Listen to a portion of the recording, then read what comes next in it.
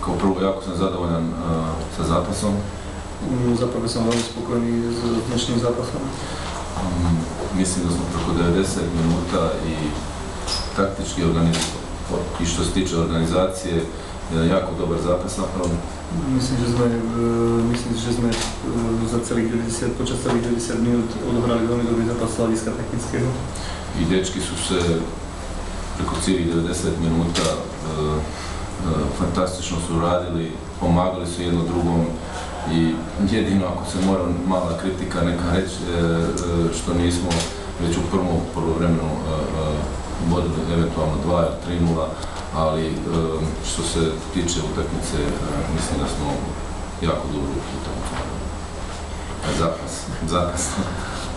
Chlapci veľmi dobre spolupracovali počas tých 90 minút, dobre si pomáhali, hrali jeden za druhého, hrali ako mužstvo.